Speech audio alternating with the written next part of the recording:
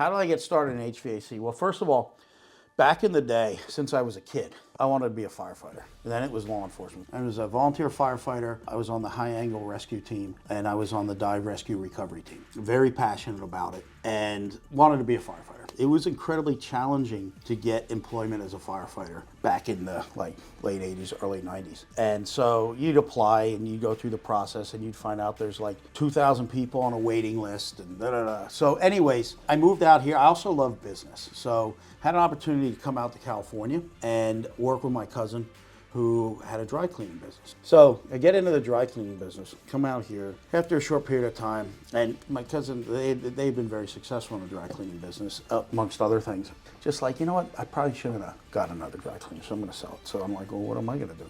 And my wife is an RM, so she came out, she was working in the hospital. I was like, well, I'll just find a dry cleaner. Couldn't find a dry cleaner, started a pickup and delivery business, doing dry cleaning. And then found a plant and actually bought a plant. Was in the business for about 10 years, very active in it.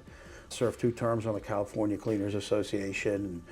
But in the process, I found out that I had to learn how to fix my own equipment because the mechanics were in LA.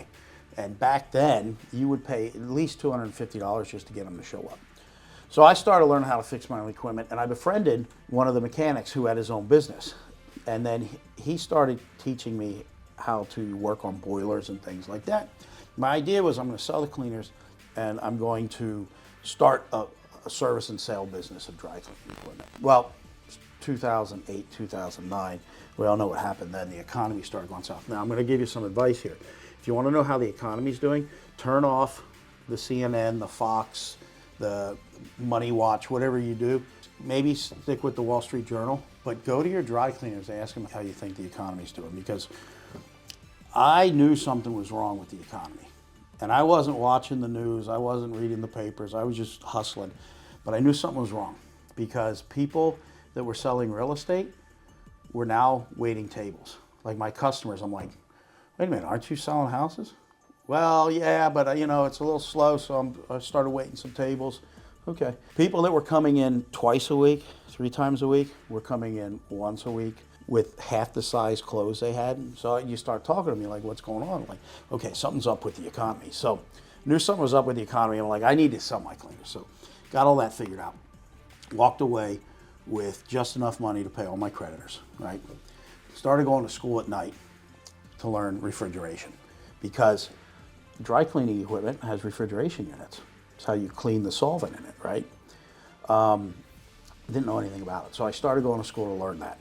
Well, then I'm still talking to people I know in the industry, and they're telling me like, man, my sales guy that I bought hangers and detergent from, he said, man, I showed up at one of my customers' house the other day, or business, and he was closed and all the equipment was in the parking lot.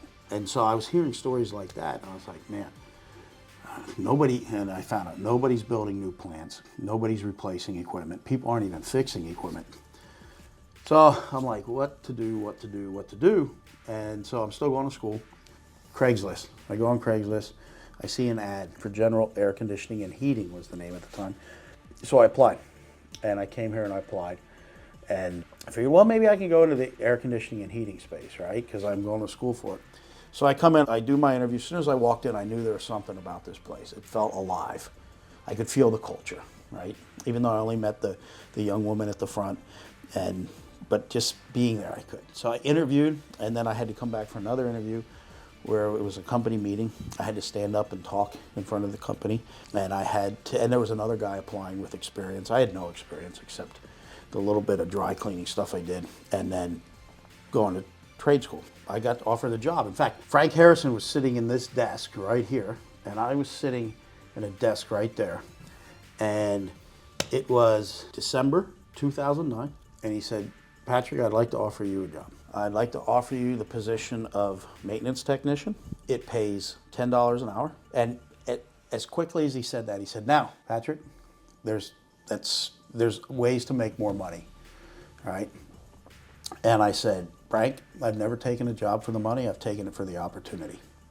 See, what he didn't know is when I walked in the door, I had already written out some of my goals, and one of the goals was to own an air conditioning business in 5 years. I was coming here to get enough experience to get my contractor's license, start my own business. Then I truly believe God had me coming here to get the experience and to meet Frank Harrison to take over this business.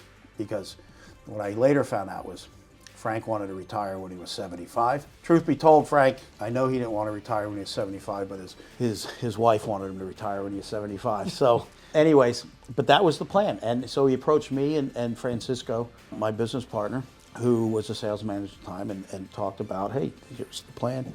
And I was like, wow, yeah, well, that'd be a great opportunity. So we put together a succession plan and everything like that. And so that's probably a long-winded version of how I got here, but I don't think I would want to get here any other way. I believe I earned my way here. I believe I did the right things to stand out and be recognized.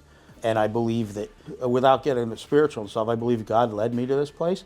And I believe Frank Harrison was looking for me, and I was looking for Frank Harrison, and came together, and here we are. And now I absolutely love the trades. I love the trades. I look back and I say, man, why didn't I go into the trades right out of high school? But you know what? What I do know is you can't ask those questions, because life puts you on a path and a journey, and you make decisions. And I think it was Steve Jobs, right, from Apple, said you cannot connect the dots looking forward. You can only connect the dots looking backwards. And so everything I've been through in my life that has led me to this very moment, I could not connect them if I'm trying to look out. But now that I'm here and I look back, they all connect perfectly.